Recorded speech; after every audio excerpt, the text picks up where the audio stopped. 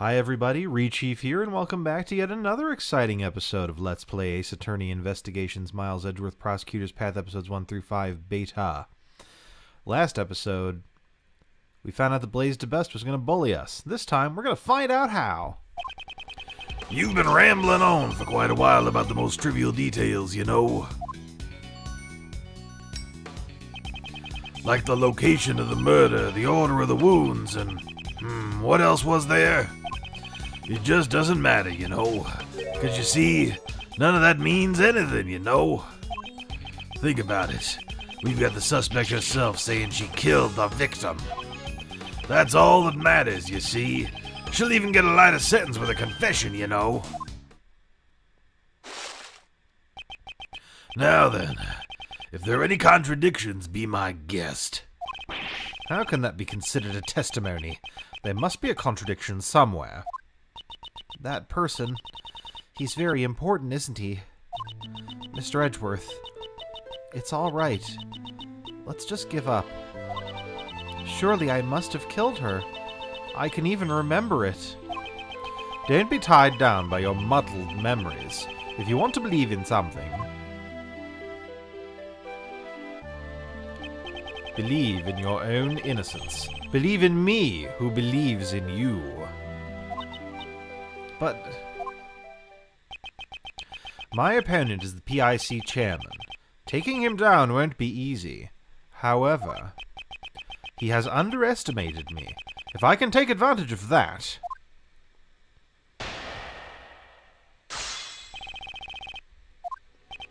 You've been rambling on for quite a while about the most trivial details, you know.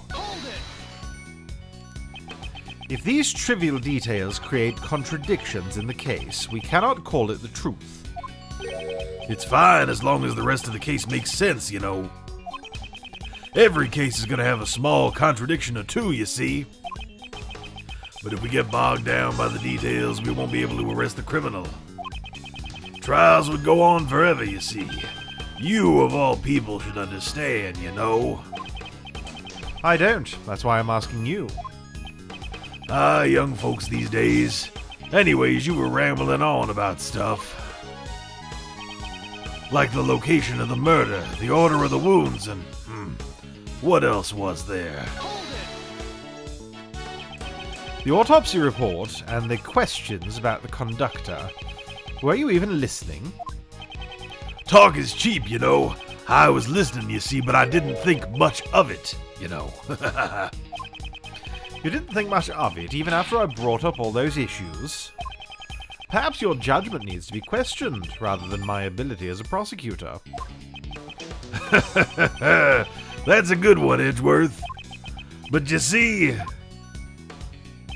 it just doesn't matter, you know, because you see, none of that means anything, you know. How can you say it doesn't matter? Are you trying to suppress the truth? Well, you see, it simply doesn't matter as much as you say it does, you know.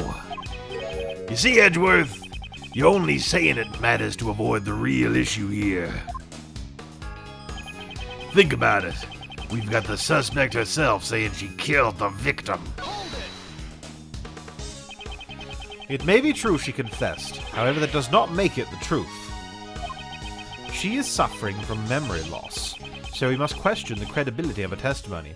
Even outside of that, actually, there's a big problem in the criminal justice system. I know that this is true in America, where I live. It may also be true abroad, where, people are incarcerated based on false confessions that they give. It's kind of like it can be related to psychological issues that they have. It can be related to pressure that they feel from the, the police or the prosecutors.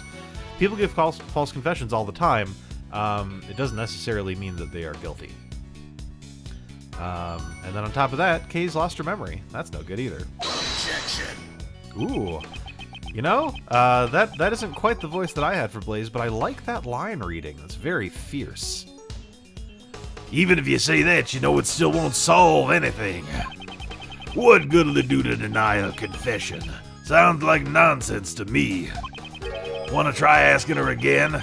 I think she'll just say that she's the murderer again, though. Very well. Let's try asking her again one last time. I'd like to hear from Kay herself, whether or not she's the culprit. Huh? From me? Will that be alright? If this goes poorly, it will be quite unfavorable for you. I do not mind.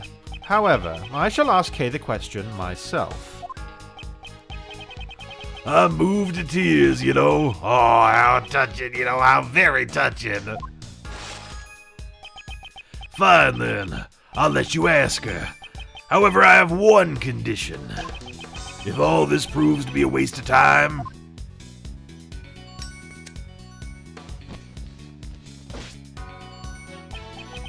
then that'll be the end of it. How's that sound?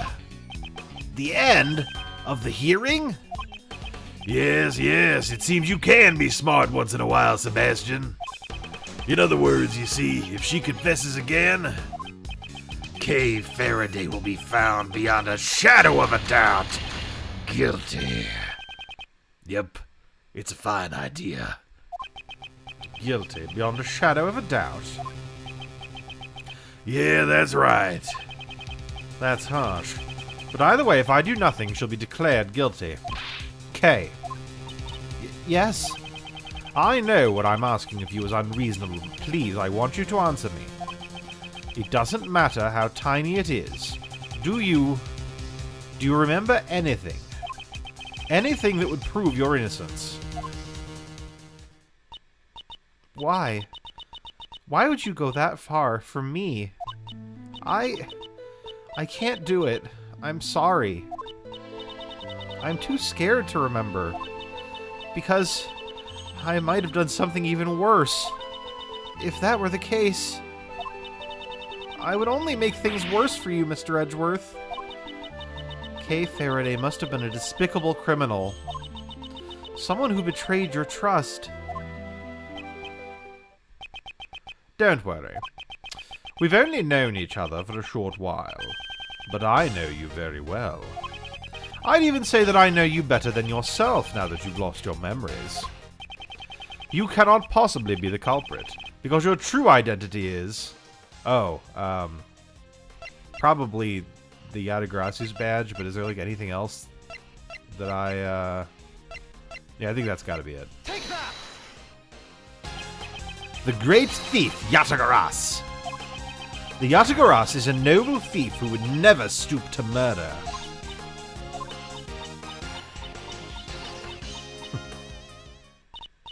No, it's useless. After all, no matter what, that memory still remains. This image that's stuck in my head, I just can't get rid of it. That means I must have... Hold it! There's no clear evidence to prove that you're the culprit, besides your own confession. Remember what I said. You must believe in yourself. Or perhaps you cannot trust my words. No, that's not it. It's because you are trying to save someone like me. You've already lost so much, all for my sake. I can't bear it anymore. Please, please just give up. I see now. I thought it was strange. The reason you were acting like you wanted to be found guilty was because you were concerned about me. That is just like you, Kay. It's because you're a good person, Mr. Edgeworth. Unfortunately, I may fall short of your expectations. I am not trying to be a good person. No matter how much you may want me to give up, I'll keep trying to save you. That is the nature of who I am. Whether or not it is a burden for you is none of my concern. That's a great way. That is a great way to phrase Edgeworth's motivation. That's cool writing, guys. Good job. Kay, believe in yourself once more. You are a noble, great thief. What you should be doubting is your memory of committing the murder. That is my wish above all else. Please. Ugh.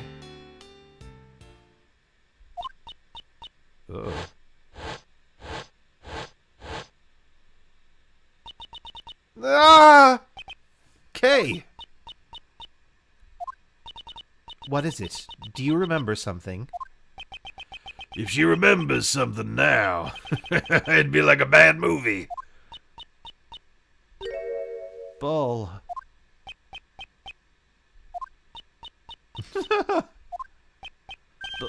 Bull? Prosecutor Edgeworth, please ask her to clarify. Well, Kay, what do you mean by bull? I remember now. The person in the red raincoat had that with her. That stuffed bull doll, I'm certain of it. Is that true, defendant? Yes, Your Honor. The court hereby accepts the defendant's statement as a new piece of testimony. Objection. Quit messing around, Courtney. A testimony like that cannot be accepted, you know. Your objection has been noted, sir. However, testimony about the victim's belongings has been lacking up until now. Objection. Nevertheless, you know, her vague memories cannot be trusted, you know. Her memories are vague. That would be bad for us as well. Didn't you say this earlier yourself, Mr. Chairman? Since we have the suspect's confession, we don't need to worry about the trivial details. If we decide to doubt her memories, then we must also doubt her confession, which is the main foundation of our case. Are you willing to do that, sir? Courtney coming around for us. Good shit. You're right. Well, never mind then. I shall leave it to you. Thank you very much.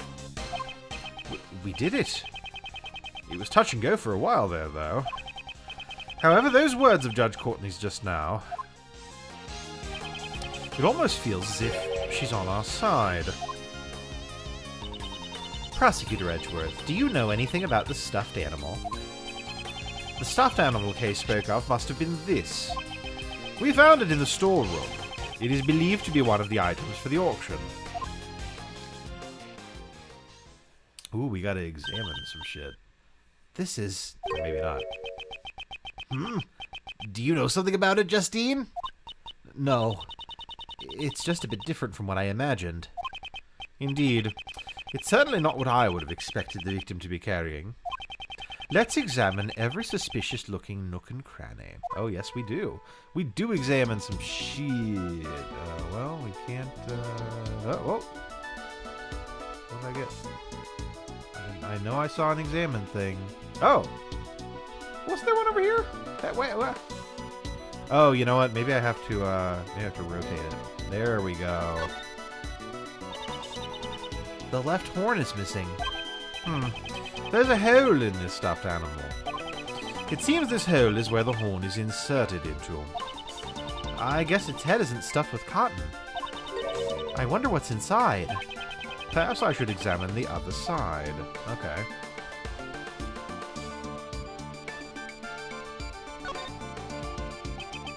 The right horn seems to be fine, but the entire balance feels a bit off.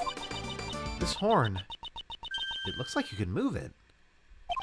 What? Ooh, it's like a secret... what? What was that buzzing sound? It seems this toy is equipped with a recording device. Oh, that's convenient.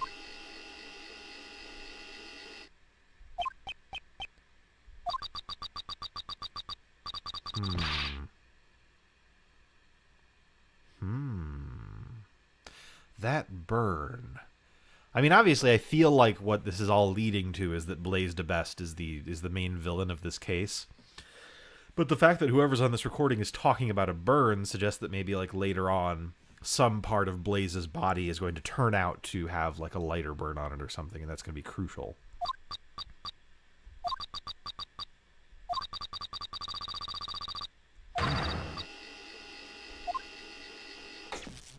Okay. Is this the moment of the murder? Who could have recorded something like this?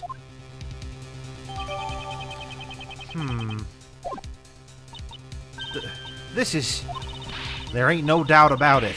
This here was what I heard. We cannot verify when these voices were recorded. It's also possible that they aren't related to the case at all. If only we had some video as well. That's hogwash. I'm telling you, that right there was the conversation that I heard. The victim was holding on to it, right?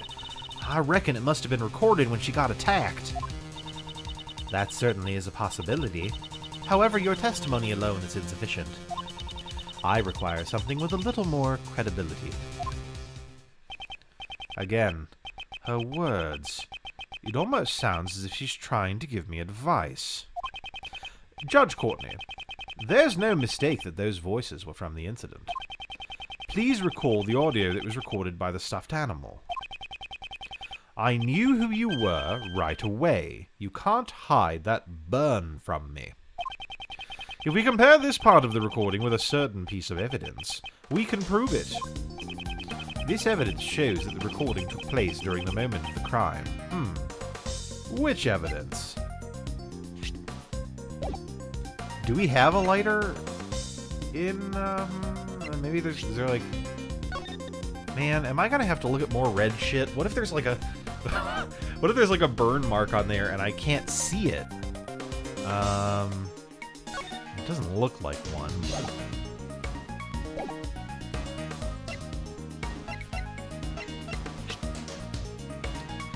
Fingerprints and blood. Yeah, it doesn't say... I feel like if there was a burn mark on it, I feel like that would have come up before. They wouldn't just throw that in there, hopefully. Let's see. Probably not the masks. And we just looked at this. Someone talking... One of them has a burn mark. Maybe she's like, I smelled some smoke and then I heard a burn. No, that wouldn't make any sense. No. Doctor's clothes? Burn? No. Victim's letter. Thank you so much for helping with my plan. Please get revenge for when he burned you. Okay, no. Probably not the... I think the keycard record's pretty much done. I don't think we really need that anymore. Stab wound in the chest, head wound is post-mortem. Burn mark on the victim's hand. Interesting. So that means that the killer is the one talking... that means that Jill Crane, the victim, is the silent one, I think. And that the killer is the one on tape. Take that! The autopsy report? And exactly what part of the autopsy report shows that? Really? This part shows that the recording took place during the moment of the crime. Take that! Hopefully that works.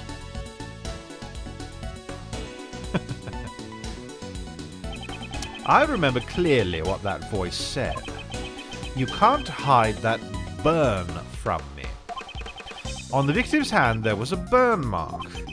Indeed. It just happened to match up, you see, but what of it? According to Kay's testimony, the victim had been holding the stuffed animal. And it just happened to record a characteristic of the victim, namely, the burn. That's just a coincidence. I mean, it could happen, right? I do not think so. It is hard to believe that all of this is simply a coincidence. The voices on the stuffed animal were most likely recorded during the incident. One of these voices must belong to the true culprit. From what we've heard, it must have been the one who was doing most of the talking. But what's the point? In the end, we still can't tell their gender or identity, you know? Oh, that's right, they had the voice changer. Indeed, because they had been using voice changes, it can't be helped. It seems the situation has become quite clear. The conversation Miss Hart overheard was between the culprit and Miss Crane. That's what I've been telling you from the start. And from this we will understand a new fact. Please enlighten us then. I trust you have no objections, Mr. Chairman. Do what you want. According to Miss Hart's testimony, just before the incident, 2 people came up from the auction hall using the lift. It must have been the conductor and one of the auction guests. They probably went there to settle the payment after winning a bid. And then it was there that the crime was carried out. Since the auction continued after the crime took place, we are led to a single truth. Oh, that the conductor is the murderer and that the victim was a buyer. This is the new fact we've arrived at. Since the conductor was the only one who could keep the auction going, we can conclude that the deceased victim could not have been the conductor. Justine. Please be quiet here, okay? If the conductor was not the victim, then they must have been the culprit. Please wait. That alone is insufficient. Of course, even I do not intend to rely upon the process of elimination. Even I do not intend to rely only on the process of elimination.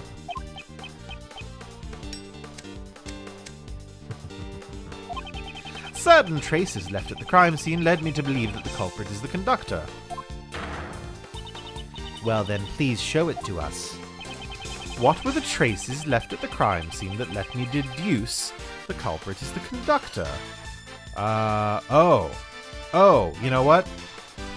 Wouldn't it be this? Because, like, this shouldn't have been there. Like, I feel like basically what happened is the conductor killed Jill Crane and then came back down on the lift, and because, you know, there was blood on the lift, it kind of came down. I think that's what's happening here. Take that! The culprit purposefully left a large amount of blood in the meeting room. In doing so, we were led to believe the meeting room had been the scene of the crime.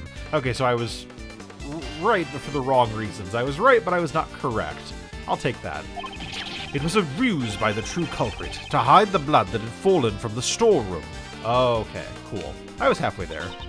So we wouldn't find out about the existence of the black market auction. Correct. Indeed. If the culprit had been unrelated to the auction, there would have been no need to do such a thing. Ergo, the culprit could only have been the conductor. Well then, do you have any idea as to who the conductor might possibly be? The auction hall is at the PIC meeting room, and furthermore, there is a storeroom above it. The conductor must have been at the very least a member of the PIC. So, in other words, you suspect me, I take it. Isn't it natural to suspect you, the one with the most authority in the PIC? Objection. You are quite capable. I'll give you that much at least. But you know, like I said before, you're far too naive.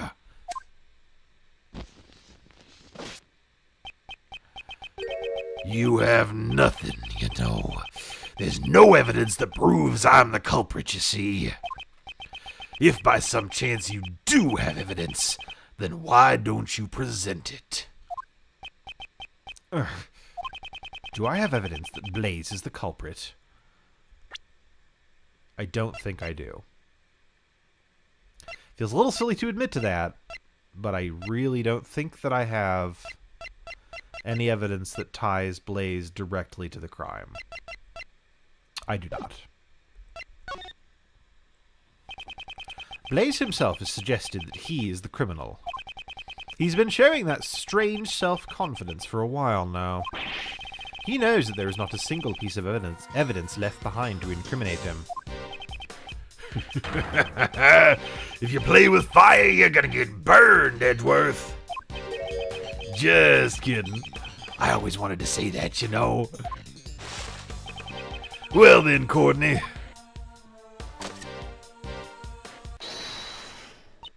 I reckon.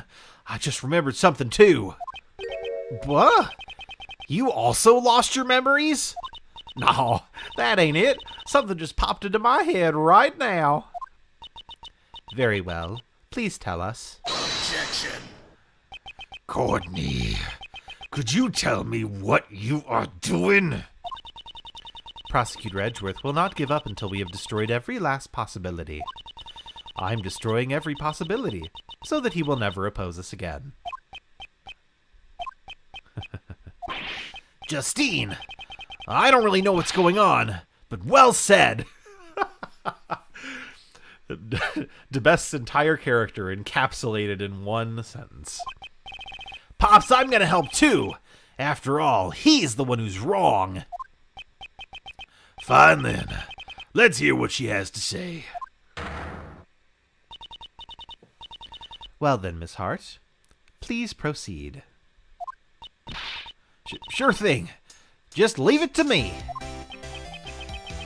Please make sure you only tell the truth. Ain't that a matter of course? I'm a bona fide journalist of justice, you know. Somehow I feel uneasy. Y'all saying the culprit was the conductor, right? That means the victim was a customer. Now, here's where it gets a mite strange. You see, there were 11 people at the auction. When the auction continued after the incident, I went straight on over and snuck a peek down below. You don't mean... That's exactly what I mean. All 11 people were still there, present and accounted for. What? Are you sure about that? Sure, I'm sure. I saw it with my own 2 eyes. So it started with 11 people, and there were still 11 people after the murder. Was it a ghost? You know, Sebastian, normally a prosecutor would call that a contradiction, you know. Were there really no changes in the auction at all? Really, I'm telling you, the auction just went on like normal. But there was one itty-bitty thing, though. What was it? You know those hammers you always see at an auction? Like the one that Lady's using over there. An auction gavel, perhaps? Yep, that's the one. All of a sudden, I couldn't hear the sound no more. It'd been banging away just prior to it. The sound of the gavel? Does that have anything to do with the case? Lotta's testimony updated in my organizer. If Miss Hart's testimony is the truth, then this matter has taken a grave turn. If the victim was neither the conductor nor a customer, the very foundation of Prosecutor Edgeworth's reasoning would collapse. Justice prevails, as they say. I hope you've learned your lesson, Mr. Edgeworth. Mr. Edgeworth, there really is nothing we can do. It's not over yet. Some mysteries still remain. I have to think. If I don't, then Kay will be... Did you get the answer you wanted this time? Well, then a deal's a deal. Please wait, Mr. Chairman. I believe it is still too early to make a judgment. There are still a few mysteries left in this case. Until we have solved them all, we cannot call this a complete victory. Isn't that right, Prosecutor Edgeworth? I was expecting you to shout, "Hold it," like you always do. Yes, of course. Once again, Judge Courtney's come to my aid. Well then, what is it? What sort of mysteries are left? Well, of course, there's the contradiction in the autopsy report. Oh yeah, that kind of thing. I've brought her in.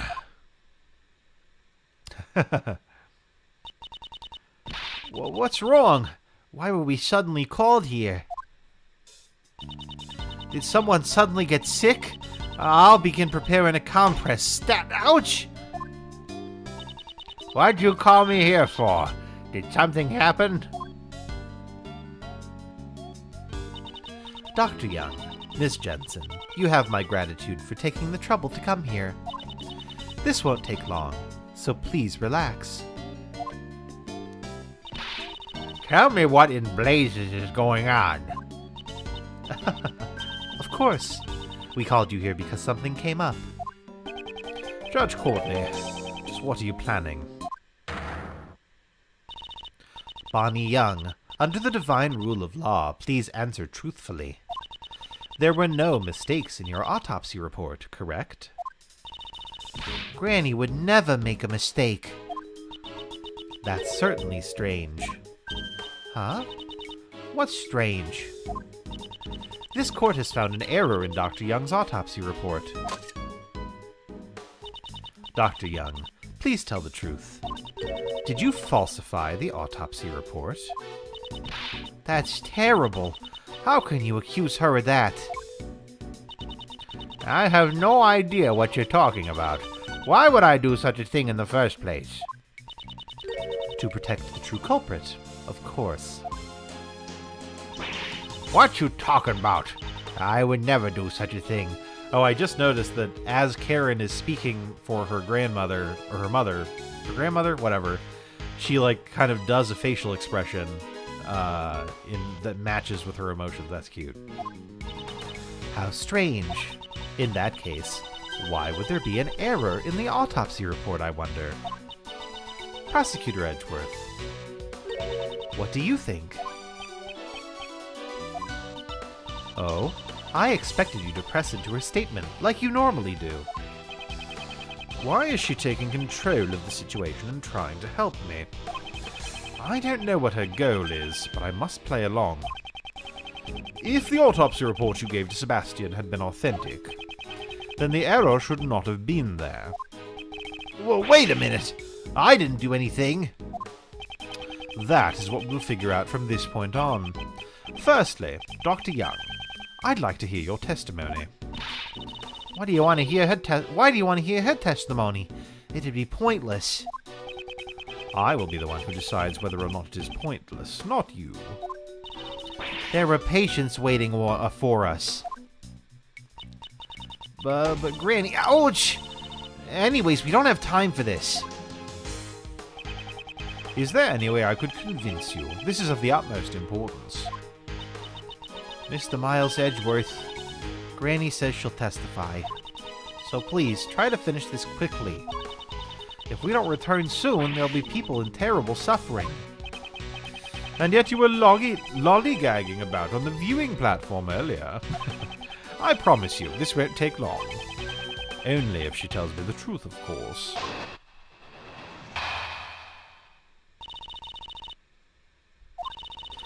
There were no mistakes in Granny's autopsy reports. I've been working with corpses longer than you've been alive. There's no way I'd make a mistake in writing the autopsy report. Ouch! I got nothing to gain from falsifying the autopsy report. Is what she says. See? There's nothing strange at all. Yes, that's right, you know. There's no way she'd falsify it, you see. Under the name of the goddess of law, do you swear that this testimony is the truth? Of course. Granny would never tell a lie. We were asking Dr. Young. We do not need to hear from a third party. I'm not a third party. I'm on Granny's side. If you raise an objection to my testimony, you'd best prepare yourself, you ex-prosecutor. Ooh. Granny, calm down. I will definitely expose the contradiction in the autopsy report. Okay. We're a little past the 30-minute mark, but I'm going to keep going at least until the end of this testimony, and then I'll kind of gauge how close it feels like we are to the end of this case, and then we can go from there. There were no mistakes in Granny's autopsy reports. So, you're saying there's no way Dr. Young could have made a mistake? Of course. Doctors can't afford to make mistakes. This is a world where just one misdiagnosis can end a long career. I know that my Granny, at least, would never. If I did something like that, you think they'd still let me run a hospital? I've been working with corpses longer than you've been alive. So in your long career, you've never once made a mistake. A doctor's only as good as the length of their track record. If we're just talking about a lengthy track record, that former chief prosecutor has one too. And yet his actual abilities don't seem to measure up. I hope that you're not the same as well. Ouch. That's a low blow, you know. But you know, Edgeworth, I don't make mistakes either, you see. 'Cause you see, before I can make a mistake, those around me will have already made it instead. You see, I don't have time for mistakes. It's quite amazing, you know, it must be karma. You can't compare a chief prosecutor with a doctor. You really can't. There's no way I'd make a mistake in writing the autopsy report. Ouch! Oh, fuck. Whoops, I didn't press that.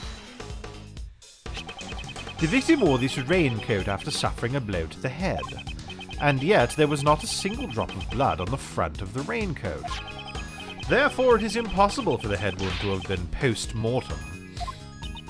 Well, that's... Ouch! No, I don't need you to tell me that. That's what I wrote down from the very beginning. The autopsy report says the head wound was post-mortem. That's completely different.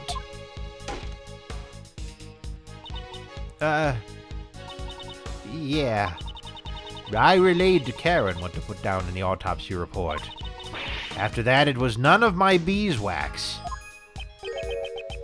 Relayed to Karen? Please elaborate on that.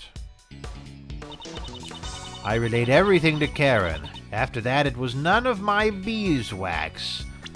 Let me look at the autopsy report again right quick. RQ. Discovered in the PIC meeting room, the estimated time of death is sometime between late last night and midnight. Cause of death was stab wounds to the left chest with candelabra. Head wound was post-mortem. Burn mark on the victim's hand. Coroner Dr. Bonnie Young. So, this is a bit of a stretch, but I feel like I can present the autopsy report here, and he'll be like, but clearly it was your beeswax because you signed your name. I've got the legal health to burn. Let's see if it works. Oh, nice. Dr. Young, please confirm what this autopsy report says with your own eyes. I'll read it out for you. Ouch!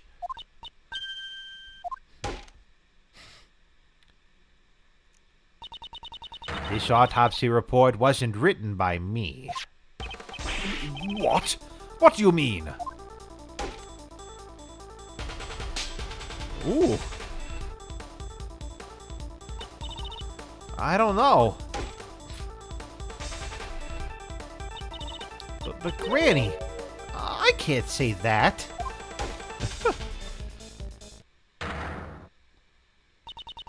Miss Jensen, if you are trying to keep the truth in the dark, then, in place of the goddess of law, I shall hear your confession. Judge Courtney is talking with Dr. Young in private. What? Is that true? Understood. I shall convey your words to everyone else, Dr. Young. I properly relayed the autopsy report orally to that child. It seems my granddaughter must have mucked it up when she was writing it down. Wow. She mimicked her voice oh, whoops. I guess I should have been like, I don't bobo. But, too late. Wow, she mimicked her voice perfectly. There was no need for her to go that far, though. In other words, the contents of the autopsy report had been falsified. By your hand, Miss Jensen. Oh, aye. With that, we've proven that the wound on her head came first, followed by her chest wound. Miss Jensen, why did you falsify the autopsy report? Hold on a second. She never said she falsified it, you know. She just made a teeny tiny mistake when she wrote it down. Post-mortem and antemortem sound kind of similar, you know. They are complete opposites. That is the very definition of falsification. Miss Jensen, why would you lie? Kay, ouch! I want you to tell me, too. Why would you do something like that? Granny, but I... Because you falsified the autopsy report, Kay fell under suspicion. Tell me why you did it. I can't say. I just can't say it. Not, I don't want to say, but I can't say. You're all a bunch of bullies, you know. Ganging up on this poor girl who loves her grandmother so. She is totally unrelated to this. I think we could forgive her for one tiny mistake. That won't do. Aren't you the one with the most to lose if she testifies? What are you saying? You see, as a former prosecutor, you'll have to speak a little more clearly, you know. Very well, as you wish. I shall answer clearly. Miss Jensen played an essential role in this case. Man, this is sad, but I think she's got to be an accomplice. She's obviously not the true culprit, and if she was the victim, she'd be dead. Miss Jensen falsified the autopsy report in order to assist the true culprit. Ouch! This girl is an accomplice? What's your basis for that claim? It was impossible for a single person to commit this crime in the first place. The crime could not have been committed without at least two people, namely because... Well, the report could have been faked without that. And, you know, the victim probably could have been moved without assistance. I think... Translation's a little unclear here. I think that what they mean by the number of people wouldn't match is that, like, you know, there wouldn't have been, like a lot of Hart was saying, like, oh, there were 11 people before and 11 people afterward. So I think maybe he's suggesting that, like, an accomplice could have disguised themselves as one of the auction participants. Let's see. If the conductor was the culprit and one of the auction guests was the victim, it would contradict the witness's testimony that there were 11 people after the incident. Boom! What now? You got a problem with my testimony? Not at all. Rather, it is because I believe your testimony. That's why an accomplice must exist. So you still won't admit that your reasoning is wrong? Up until now, we'd not even considered the possibility of an accomplice. However, if there had been an accomplice, it changes the entire story completely.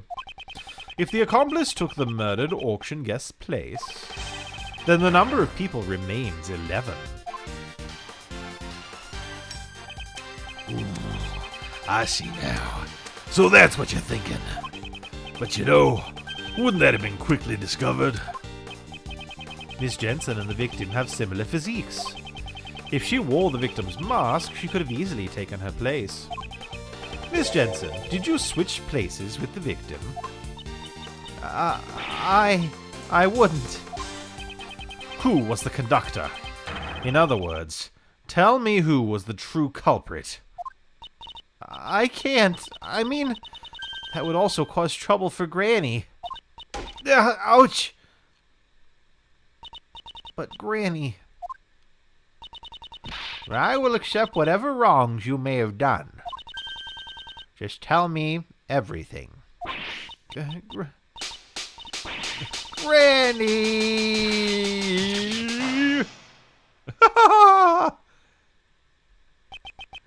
As I thought.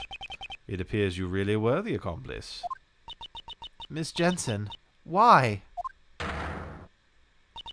Miss Jensen, would you please tell us? Yes. It's okay, Granny. I'm fine now. I switched places with the victim, Miss Crane. So you admit to being the conductor's accomplice?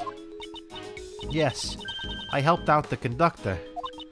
I don't really know why, but for some reason, the conductor was expecting to be attacked by Miss Crane.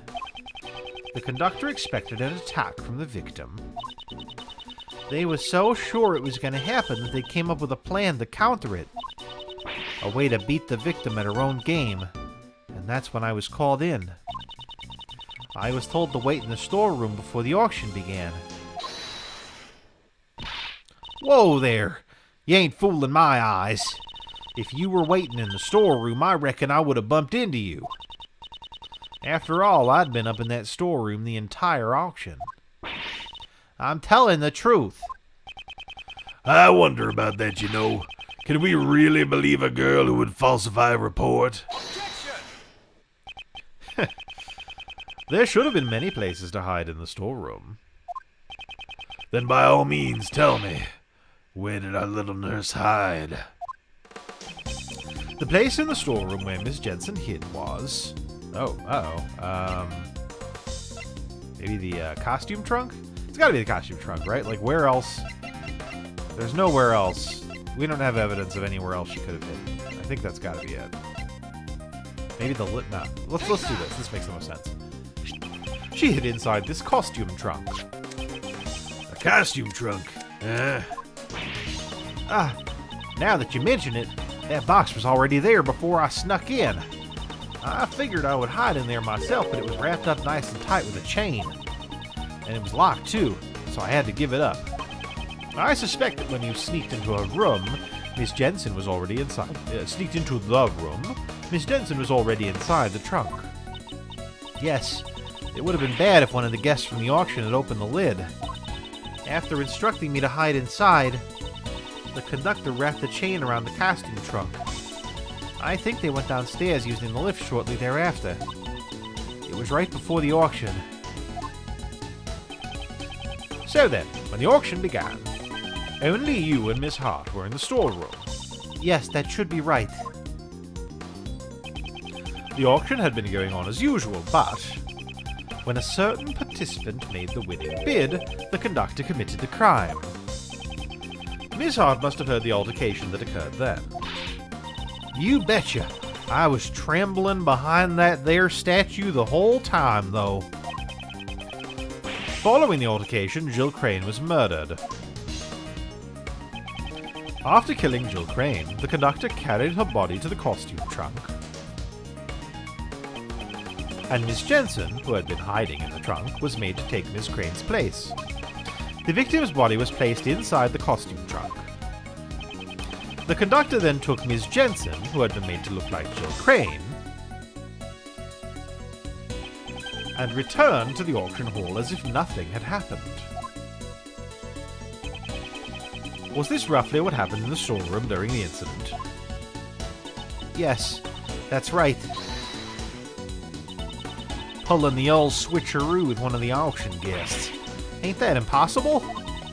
That gal and the murder victim are two completely different people, you know? Don't you reckon one of the other participants would have noticed and caused a ruckus? No, not at all. The reason they didn't notice the switch was because... She acted like the victim. Hello, I'm Jill Crane. Don't worry about how my face is different and I'm wearing a nurse's outfit. I guess she would have been wearing the mask, but, you know, she wouldn't have... she stole the victim's clothes. I think that's kind of what it is. From what I can tell, Miss Jensen and the victim appear to have a similar physique. Furthermore, there was a rule requiring a mask to be worn during the auction. If their clothes were the same, I doubt anyone would have noticed she was a different person. Yes, I blended right in. I borrowed Miss Crane's clothes and... Ouch! You mustn't embarrass the dead like that. I know. I also thought it was pretty heartless to leave her exposed like that. So when the conductor wasn't looking, I covered her up in the raincoat that was up for auction. Oh, you idiot. You made the case so much more complicated. So she was the one who put the red raincoat on the victim. And then the auction resumed as if nothing had happened. I reckon I took the picture of her in the red raincoat after that. That'd make all the facts line up. After I took the photo, I went over the lift to... Oh, you know what? I wasn't paying attention. Edgeworth might have said the previous line, because I was just looking at the text. Oh well, whatever. Someone said it. After I took the photo, I went over to the lift to sneak a peek down below. I witnessed the 11 participants, and then I hightailed it back behind the statue. Don't tell me. You were hiding there the entire time until we found you? Nah, that's... How should I put it? What is it? Did something happen? I didn't mention it before, but after that I might have dozed off a little. To be more precise, I fainted? Well, something like that. So something did happen. It ain't no big deal. Kinda embarrassing to say, though. There was this huge thump sound all of a sudden. I was a little surprised by that. It was right after I just witnessed a murder, so I was shaking in my boots. My heart sort of tightened up, and I was off to La La Land. When I woke up, it was already the next day around the time y'all came by the storeroom. I see. So there was a large sound. Miss Hart, I take it you do not know what transpired in the storeroom beyond this point. I guess. But after the auction, all the masks were properly returned. So I reckon the participants had exited through the storeroom just like I done said. Miss Jensen, what were your actions after the auction resumed? So I think that I've thought about this a little bit, and I think that I'm figuring out... Because as I was reading those lines, I was kind of thinking about, like... So all of this happened in the storeroom. How was Kay involved at all? Like, what is it that happened that caused Kay to fall? And I think what it is that Jill Crane was stabbed and then put in the trunk and then dressed in the raincoat by Karen. But she wasn't dead. She was just gravely wounded, right? We established that before.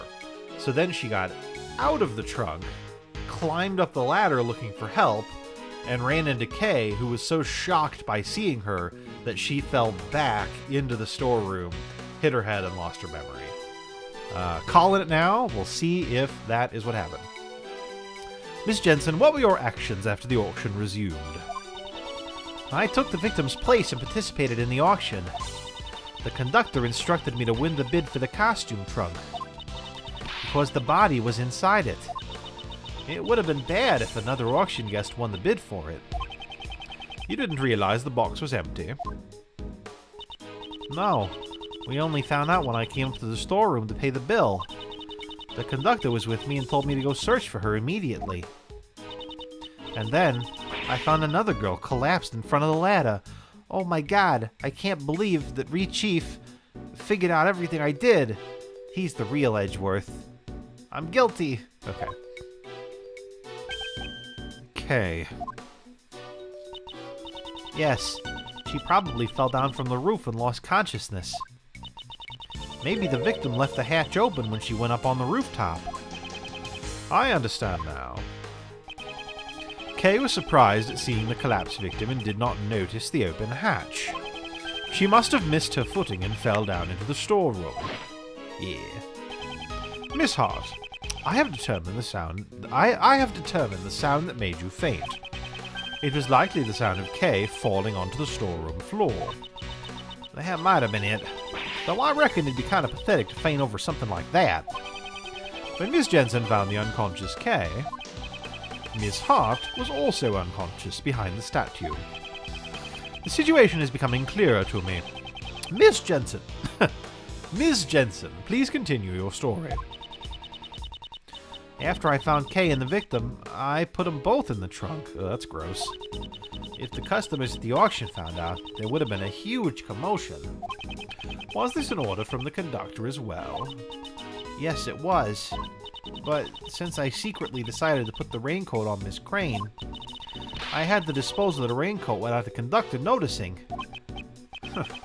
So the conductor didn't anticipate the raincoat becoming another piece of evidence.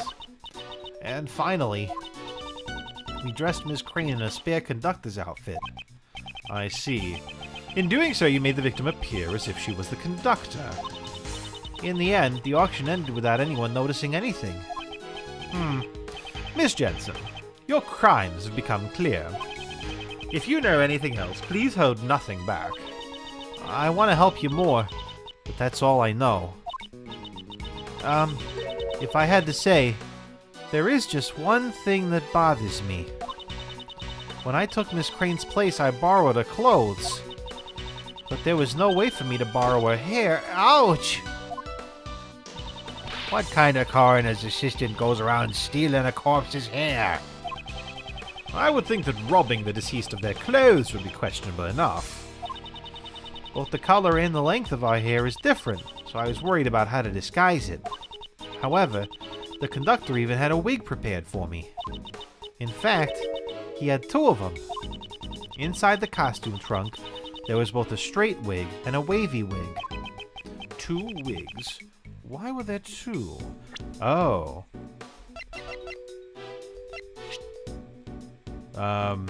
I wonder if the straight wig was for Dr. Young and the wavy wig was for Kay.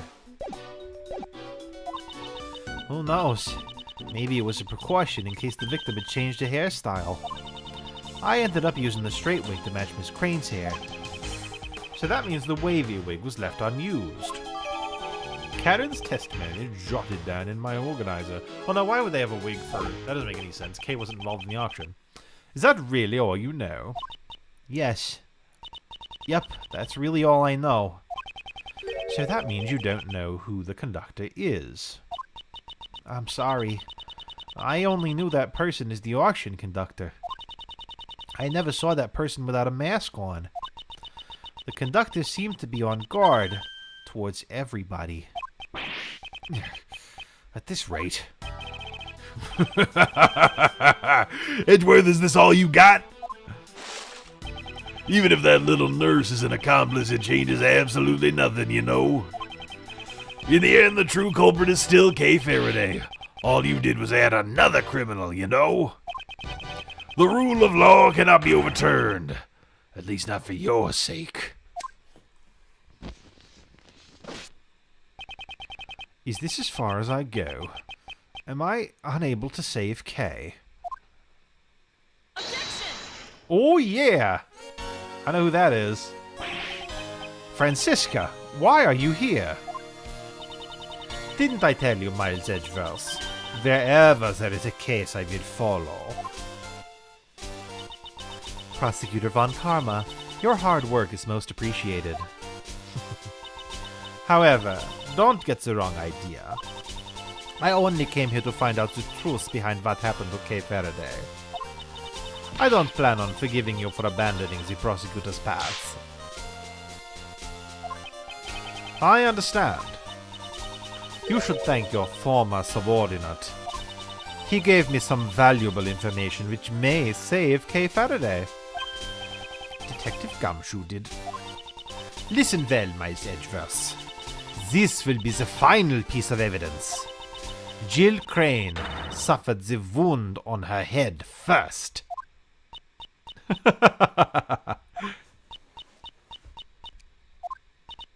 Well, someone say something.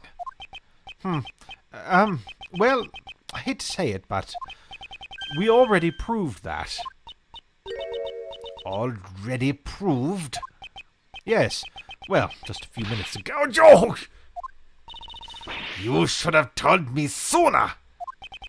You're the one who barged in here and started talking. Well then, does that mean you found out what the murder weapon was already? No, not yet. Is that so? In that case, listen well. The victim was struck on the head with a blunt cylindrical object. The wound on her chest was suffered post-mortem. A cylindrical murder weapon. Objection. You know, this report of yours, I trust it's accurate, of course. These was the results of 2 independent autopsies carried out by 2 respected doctors. Objection.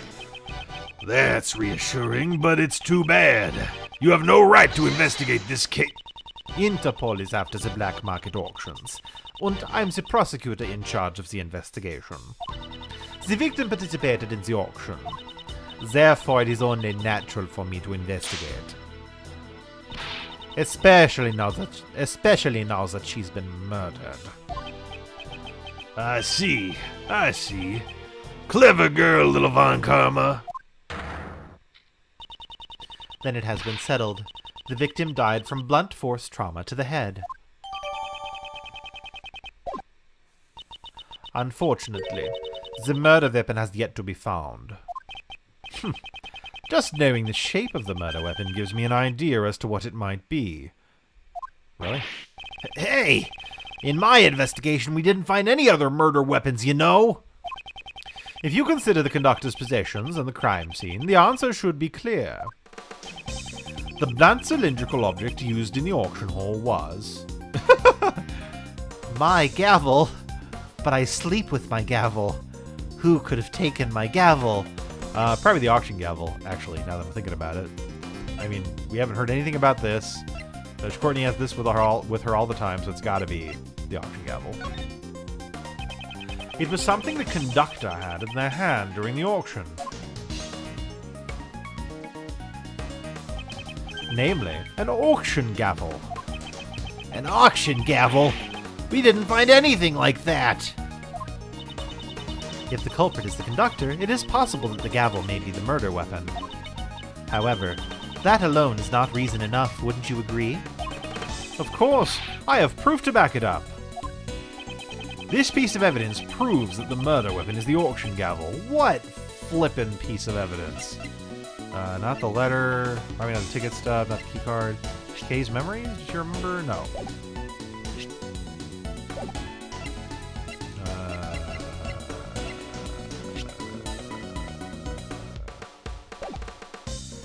Could it be this? Because, like, well, the fact that this has something on it proves that the... Okay, I don't think so. Autopsy report?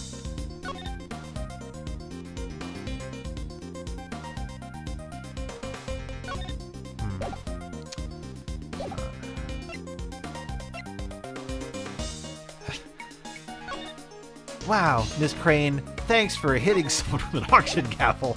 Okay, I don't really know why I checked that. How about this?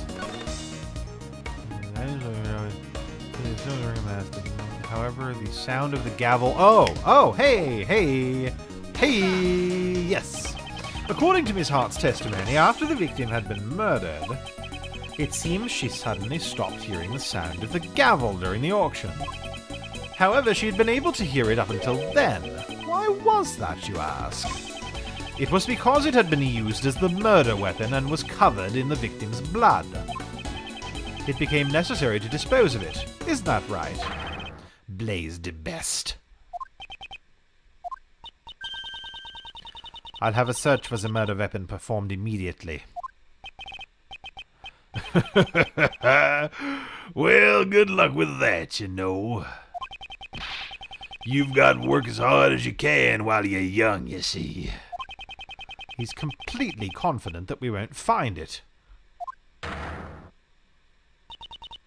Well then, while the search for the murder weapon continues, I hereby call for a brief recess.